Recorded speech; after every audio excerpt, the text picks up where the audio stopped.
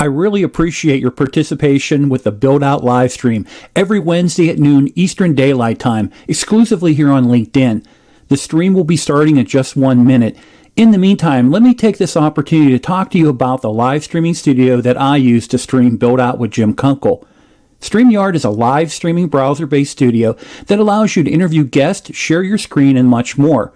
With StreamYard, you can multi-stream directly to your website, YouTube, Facebook, Twitter, and for those who qualify, live stream here on LinkedIn.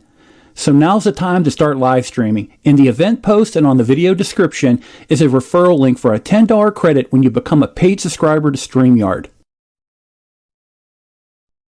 Today, my guest is Joe Sinnott, host of the Energy Detox podcast and the founder and executive coach with Winning Partners, LLC. Joe and I will talk about his excellent podcast and the topic of professional coaching. Okay, let's get the conversation started. Hey, welcome to an all-new Build Out with Jim Kunkel live stream. Today, my guest is Joe Sinnott. Joe Sinnott is the host of the Energy Detox podcast. He's also a very successful executive coach. Joe, welcome. Thank you very much, Jim. Happy to be here. It's great to have you. You know, earlier before the stream had launched, we had talked about, it's been roughly about a year since you and I became introduced to each other. And I started following the Energy Detox podcast, and it's an outstanding podcast. What I find interesting about it is it's great for any industry or any type of professional level that the audience who's listening to it might be at. Could you go in a little bit of detail about the beginnings of it? Let's say the purpose for the podcast, and talk about the podcast itself, and then any preview you might have on upcoming episodes that are be coming out. Sure. So kicked off the podcast in 2020 with the goal of helping people navigate what can often be a very toxic environment within the energy industry. Like any industry right now, I mean, all kinds of pains and challenges, and especially consolidation. So I set out to have a podcast that people can become more aware of those toxic elements of the culture that they're in so that they can avoid it or work through it or improve things. So the first batch of episodes were mostly, I would say, more academic, but they were more scripted and focused on some of the specific elements of the coaching that I do. And back in the spring, I shifted to a LinkedIn Live rendition, if you will, partly inspired by you, of course, Jim. And that's what's going to be going forward here, kicking back up in the fall. It'll all be LinkedIn Live. There'll be a mix of interviews and still some of those more, academic, one-on-one, just me talking to the camera, if you will. Also with a sprinkling in of relevant headlines and topics that, as you said, aren't just relevant for the energy industry, but really any industry and anyone in those industries that is trying to avoid, an unsustainable approach to their leadership and to their careers. So how can podcast listeners find your podcast? Sure. Easiest way is theenergydetox.com. And from there, you can go ahead and sign up with your favorite podcasting app. Excellent. So definitely, I highly recommend the Energy Detox podcast. There's a lot of episodes that are available in archive to listen to. Go back to the first one, listen to all of them. You're going to walk away with a lot of great, useful information. So, Joe, let's move into talking about coaching. And one of the topics that you and I wanted to really cover first is what is coaching and what coaching isn't. When we look at coaching, I've taken coaching through different career stops that I've had. And, I had mentioned to you some of the coaching training that I've received, really had not received surveys to ask questions and find out exactly what's relevant to, not only me, but also to sometimes the coworkers. And sometimes the coaching would just predetermine, say, we're just going to cover this particular topic and everything like that. Now, before the stream, I had done a survey and I asked a question of the viewers, when it comes to leadership skills and behaviors that you're working on with coaching, delegation was high, planning and strategizing was real high. When we look at coaching, in your definition, what is coaching? Well, I think coaching is one thing that probably wasn't on that survey, and it is clarification It's understanding, it's awareness. And that touches all the elements of all the different responses you got on the survey. Because if you're not aware of one, what the ultimate objectives are and what the ultimate goals are from coaching or ultimate goals of an organization, well, I mean, what kind of results do you expect? Mediocre results. So first and foremost, coaching is about boosting that awareness, boosting that consciousness. And in fact, the coaching that I do and that I tout is conscious coaching. That's it. That's the name of the company, in fact, is Witting Partners. The idea is you want a witting, conscious partner to work with you to move, as seamlessly as possible towards your goals. But you have to have clarity on those goals. So first and foremost, Jim, coaching is goal-based.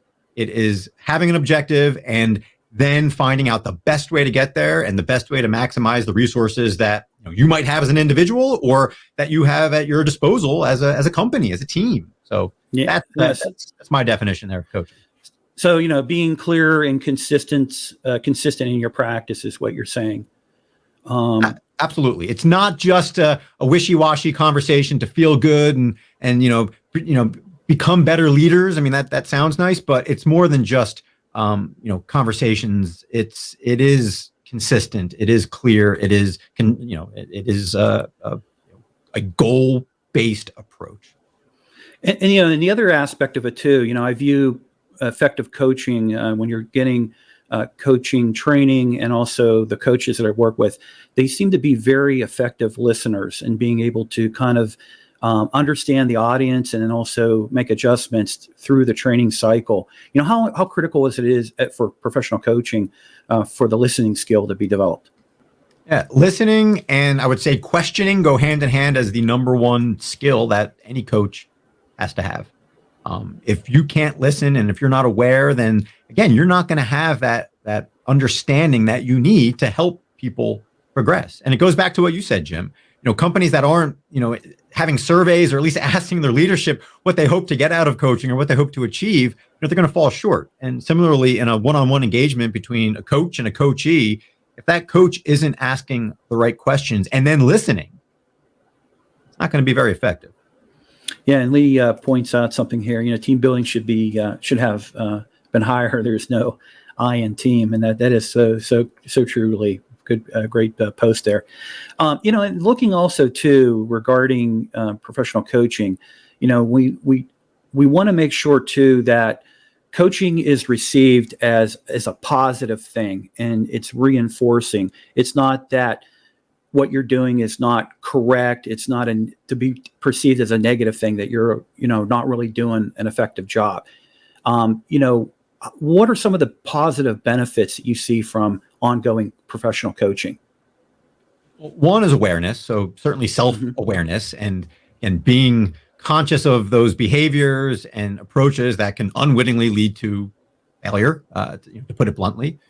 The other thing is a better understanding of empathy. So, empathy, like coaching, is a word that can be misunderstood at times. But, again, empathy isn't just being nice and it isn't just doing whatever your stakeholders want you to do. It's about awareness and understanding. And coaching can help boost that understanding because through coaching, the people that I work with become better question askers and better listeners and can in turn, really embrace a true sense of empathy. So empathy is another, huge benefit. And I'd say one other benefit is efficiency.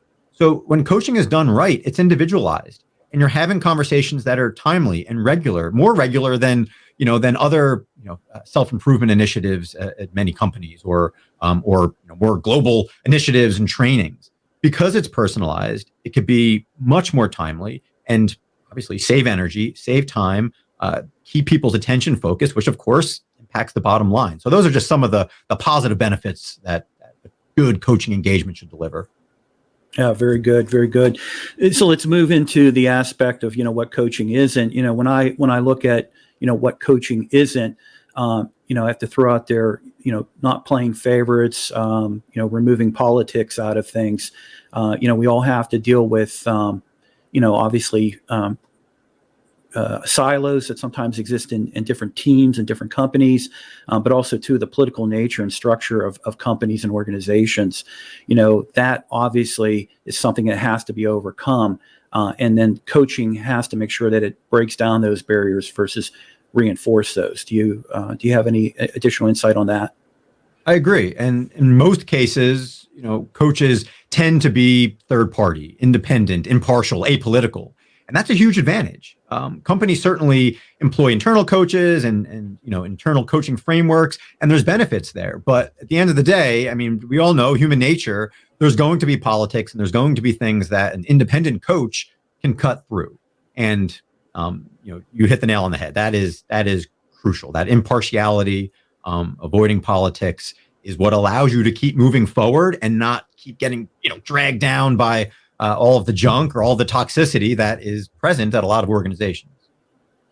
Definitely. And then another aspect of what coaching isn't is basically listening to the audience, or you have a certain situation and what you're only doing is providing feedback and education training, let's say, when it comes to coaching, that what they want to hear. You really want to, let's show our truths. Let's talk to the truth, if it's good, bad, or indifferent, versus just, what do you want me to say? And I'll say it. Yeah, absolutely. It's not just not telling your audience what they want to hear, but it's also not just telling them what I want to say. A coach is not the center of attention, or shouldn't be. As a coach, I'm supposed to be behind the scenes. I'm that that secret weapon, if you will. So it's not about me imparting my agenda, my thoughts, my opinions, and again, going in with some foregone conclusion or approach, if you will. It's doing what is the best thing possible to help people achieve their ultimate goals. So they're spot on there, Jim. And then also too, when you're looking at it, obviously you as a professional coach, you're covering a lot of different topics. And the other thing you want to make sure that the takeaway is that, I'm going to show you best practices, things that you need to consider, but you're the decision maker. You're not relying on me to basically be your crutch to make your decisions. I'm here to help facilitate you to become a better decision maker, or deal with any challenges that you might have when it comes to leadership or professional development.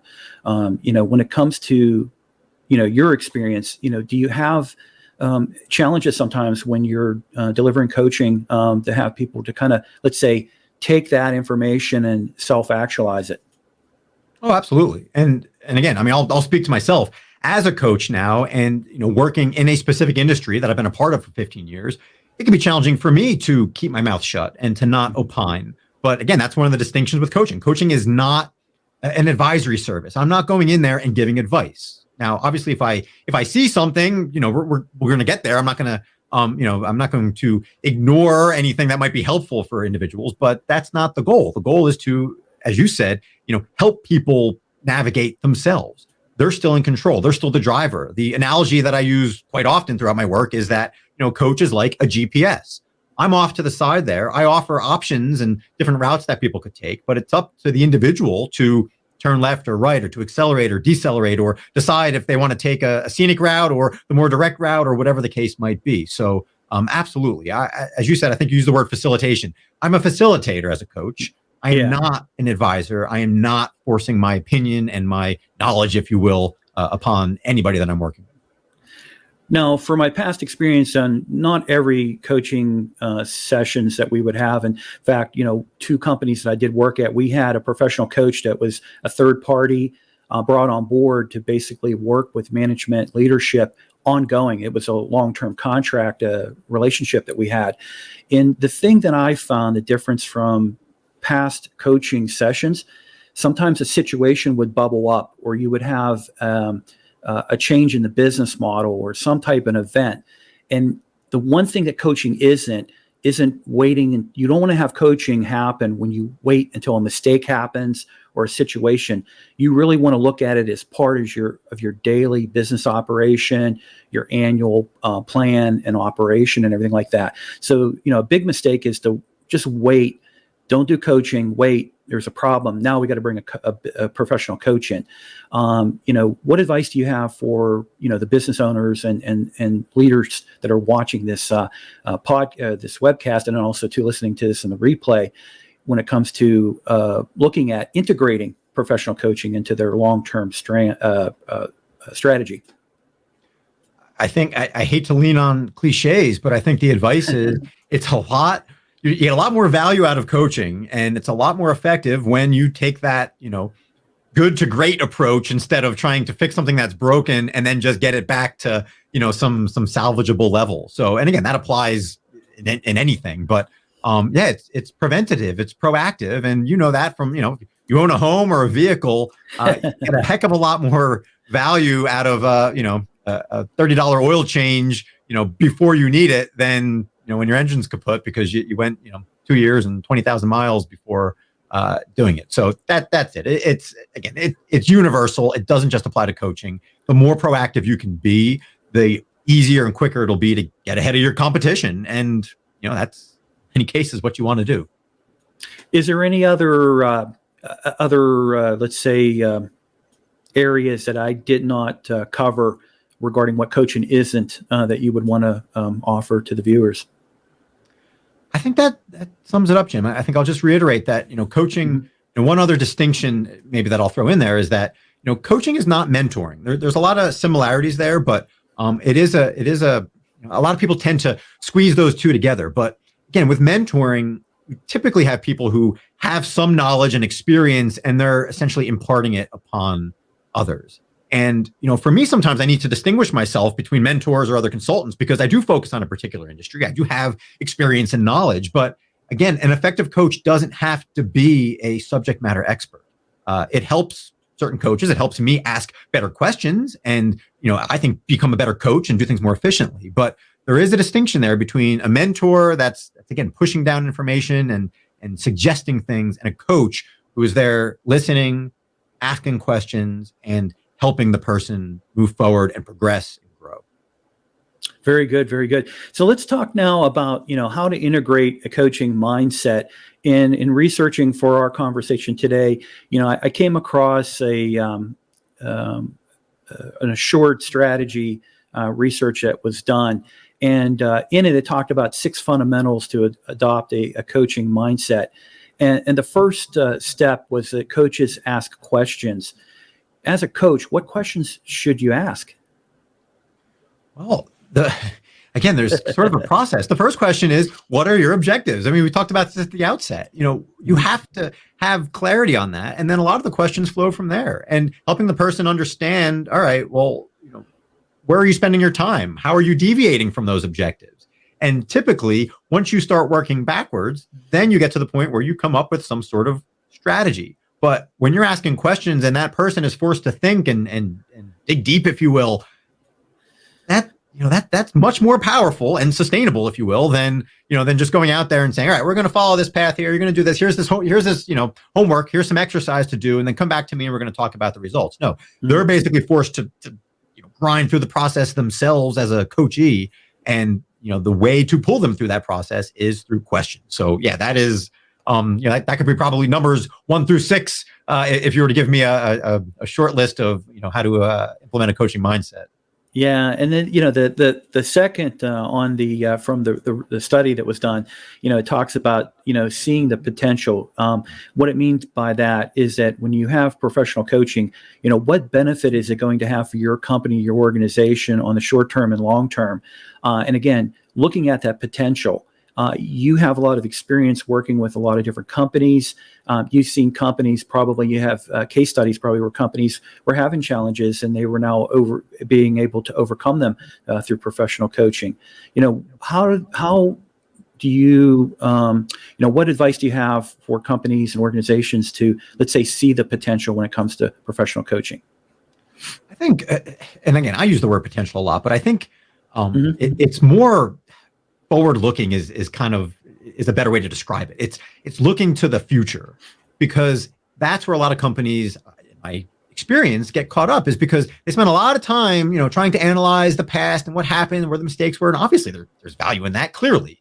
But sometimes they spend a little bit too much time on there and they forget that, hey, look, we have a new goal here. Here's the goal. How might we get there? And yeah, we're going to look to the past for some indications of how not to get there. But when they have this more forward-looking approach, it's much healthier. And again, quite frankly, that's one of the things that makes coaching and not counseling, if you will. counseling typically is, you're looking backwards and you're trying to discover how you got to where you were, which is important.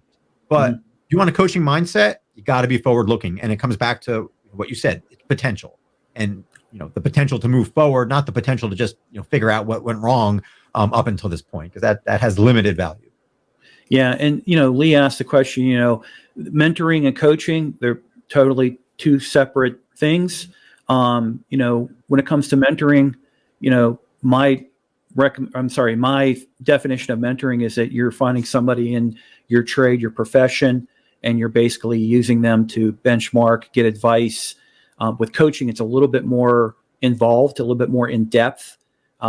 In most cases, it can be a little bit more long term. Do you agree with my definition, or what's your definition, Joe?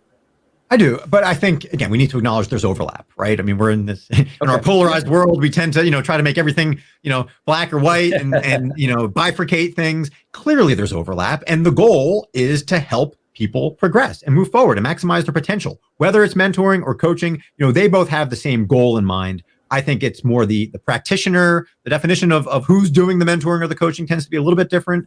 And again, the approach and the expectations might be a little bit different. But at the end of the day, absolutely. I mean, there's overlap. The goals are very similar. And then additionally, regarding to integration of coaching mindset is to, actively listen and stay silent. We want to, I learned this in sales a lot. You really want to listen to your customers and your prospects, but you also, in some cases, you want to be silent. Let them explain to you exactly, what are they looking to achieve. And the same thing when it comes to coaching. You want to be able to actively listen, but also in some cases you want to be silent, not project what you think is needed, but let them tell you what they're looking to achieve. I think that's a hard skill sometimes to learn, active listening and to be silent. It is. And I think it's even harder, someone like me who again has been in industry, who's seen things, who knows things. But that's part of the reason I have the podcast, right? So the podcast is my chance to get out there and talk. And, in many ways, it's the antithesis of coaching because, in coaching, put it bluntly, actively listening is one thing, but it's also just important to just be quiet, right? And that can be tough to do. So it's something though that you can definitely get better at.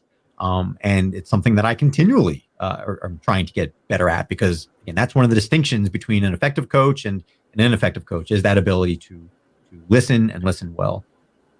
And then the last two, for integration of a coaching mindset is to dig deep. Again, earlier, like I said, you don't want to hold anything back. You want to make sure you're really going to the root of the challenges and the issues that might be in your organization or your company, but also stay in control. You want to make sure that you have control when it comes to the coaching aspect. Not only are people implementing what they're learning, but are they making decisions? Are they utilizing that coaching that they're receiving? When you're looking at ongoing, what recommendations do you have for people when it comes to professional coaching for daily activities to reinforce that coaching that's being done? I think, well, again, speaking to the dig deep, item there, I think my advice is realize that coaching is going to go beyond just the business and career, goals that you have. It is going to touch on all kinds of elements of, an individual's life. So, you could be working with the CEO and clearly the goals are probably, bottom line goals for the company, stock price, whatever the case might be. But coaching should and will touch on personal elements of, that individual's life. And I think, my advice then for coaches and coachees is to be ready for that and to not be afraid of that. Because if you're blocking out any elements that are connected in some way and everything is connected, then again, you're not going to be getting the most bang for your buck from this investment. So that's my advice is understand that everything is connected. And, if you want to sustain some measure of success, well, you're not going to be able to sacrifice your personal life for your career and vice versa. It's all connected, and coaching should help paint a picture of where those connections are and the decisions that individuals can make to, again, keep moving forward and not, unwittingly screw some elements of their life up. Excellent, excellent. So before we get to our third and final topic that we're going to cover, which is transitioning from corporate to coaching, I have a short video to play, and it's going to be reviewing an article that I did post on the stream event for people to take a look at, and it deals regarding the executive coaching. So Joe, if you could just hold on for about a minute. I hope you're enjoying today's live stream with Joe Sinnott and our conversation on professional coaching.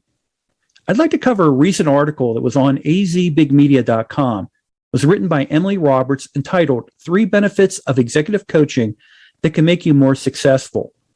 Emily covered the importance of executives improving their delegation skills to delegate more tasks to their staff, and the best way to prepare is to rely on executive coaching. Emily covers 3 benefits from participating in executive coaching training, plus the long-term executive coaching support. In addition to the most common reasons for executive coaching, which are increasing job performance or improving current leadership abilities, Emily cites 3 additional benefits. The first is self-awareness, which from executive coaching manifests as a heightened self-awareness as to why, as an executive, you're doing what you're doing, why you're making the decisions that you're making, and where you're taking your company or your organization to.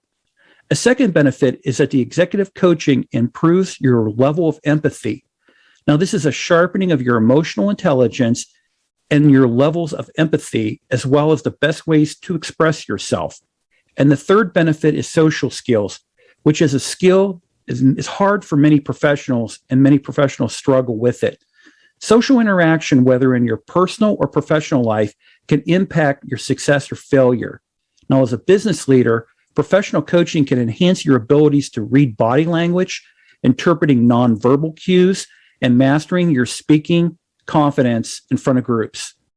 The azbigmedia.com article is very informative, and I'll post a link to this article in the stream's comments, as well as in my video description when this stream's recording goes up onto my YouTube channel. Okay, now back to Joe to finish today's stream conversation on the topic of professional coaching. So as I mentioned earlier, that link will be in the stream comments. Also, too, when this recording goes up on my YouTube channel, I'll make sure that I put it in the video description for everybody to take a look at it. Very informative, a lot of great information. You know, Joe, now we're going to be talking about, those who are looking to transition from a corporate profession into a coaching. You're an executive coach. You do this. This is your professional, your professional career. There have been a number of my friends in different industries who have made transitions, let's say a second career change. A number of them, a few of them have become coaches and business coaches. They become executive coaches, and they offer these types of services. What advice do you have to someone who obviously has gained a lot of experience and knowledge and are really looking to go out there and to offer it into the corporate world, organizations, and other entities out there as a coach? Well, the first step, of course, is to have an understanding of what coaching is, and I think hopefully this conversation helps shed some light on what coaching is for people that might be interested in it. The second thing I'd say is ask yourself if you're comfortable being behind the scenes and being sort of that secret weapon, and maybe not being up front and having the the accolades and being there. If you've been in a corporate career, you might be used to having some of that spotlight on you. But as a coach, again, the goal is to step back. Unless, of course, your goal is to be the next Tony Robbins and you're going to be on stage and you're going to have millions of people watching you. That's a different animal. But by and large, for a lot of people that are transitioning from corporate into the coaching world, that's a shift, and it's not for everybody. So that's the first piece of advice I'd say, is just make sure you understand coaching and make sure you understand what that means for you and what your new brand, if you will, is going to be. Yeah, so let's talk about obviously about branding. You have Energy Detox. You have a persona where you provide a lot of useful information on LinkedIn and other platforms. When it comes to branding, what are different ways to brand yourself? What do you recommend? Well, first and foremost, and again, this probably sounds cliche for anybody that's explored either building a business or building a brand, but finding that niche is critical what is your specific offering? What are you bringing to the table that's different from the millions of other coaches that are out there? For me, I'm very lucky. I spent 15 years in the oil and gas industry, a very specific industry. I was very lucky to have had, all kinds of different roles within that industry and manage different types of teams. So, it was a no-brainer, clearly, for me to go into executive coaching and focus on that industry. So, I had a built-in niche, but, for people that may have been in different industries or had, different roles, the first step is to figure out, all right, well, what is it from your experience will differentiate you from so many other coaches out there. So that's critical, Jim, is, finding out what that niche is, who is your target audience, and who can you help best. It's not just marketing. It is a question of who can you help best, because that'll resonate when you start, putting yourself out there and saying that you're available to help folks. So. No, you're so right about that. It's obviously you have to have an understanding of who you are, what you're looking to, what's your mission, and then the other aspect of it when it comes to the professional branding. There are so many platform opportunities out there, be it a podcast, maybe you create a website, you're doing videos on LinkedIn, YouTube, maybe you're speaking at different industry events and things like that. But you have to have the confidence to be able to get out there to promote yourself, but also too, given time, it will get to a point where people will come, really looking for you to help them out. So that's great advice. It really is. Is there anything, Joe, regarding this aspect of transitioning to become a professional coach that we didn't talk about that you would want to leave with the viewers? I think I'll talk from my own personal experience early on. It's common, no matter how much success you've had in your corporate career, that you're going to start having doubts, because on paper, you're starting from scratch as an executive coach, some new career. And, every once in a while that thought gets in there when, you haven't had coaching clients before, you haven't had coaching results. And, the best advice that I've gotten from people is, well, no, of course you have. You've got, again, 15 years of experience in scenarios that you have done things. You weren't a coach at the time. And, it's easy to forget those sometimes. It's easy to think I'm just starting out, I'm brand new to this. But the reality is, for a lot of people that have had success in corporate careers, you're not starting from scratch. You've got this foundation that you are building upon. And, you shouldn't shy away from that. Again, it's easy, out of whatever, attempts at humility or whatever to lessen the spotlight on you as a coach. But the reality is, if you're going into coaching as basically a solo practitioner like myself, you can't shy away from you and what you've done. You can't shy away from the fact that people are hiring you, for your intellect, for what you bring to the table. And if you shy away from that and you start sounding like some generic coach, of which there are many, you're not going to be successful. So again, friendly reminder that, early on, it can be challenging for some people to push aside some of that, hey, look at me, look what I've done. But if you want to leverage all that time and effort and energy that you put into your career up until this point, you got to do that. Very good advice. Great conversation. So, looking at to next week's guest, we'll have MJ Calloway. We're going to be talking about resilience when it comes to you as a professional. And in addition to that, MJ does a lot of conference speaking, and then she's an author as well. So we're going to have an opportunity to cover her book called Bounce Up. So we're going to talk about her book as well. And I encourage people to definitely check out the book, and it's a really good book for people in their professional careers and everything like that. Joe, I appreciate this opportunity to have a conversation with you. It's been very enjoyable to listen to your podcast. I highly recommend everybody check out the Energy Detox podcast. I listen to it on Apple. That's my provider. I listen to it on, and you're going to have additional episodes coming out soon, I think you said? Yes, we're going to kick back up end of September there. So I think fall starts September 22nd. So that's the goal. We'll kick back up. They'll be LinkedIn Live, but they'll still be pushed out to, as you said, all the platforms out there. So appreciate people who want to tune in and provide feedback and provide suggestions on what they want to hear. I welcome those suggestions, and I'm always happy to weave different elements of leadership and energy into the conversation. So Excellent. Excellent. All right, Joe, have a great day. All right. Thank you, Jim. Take care.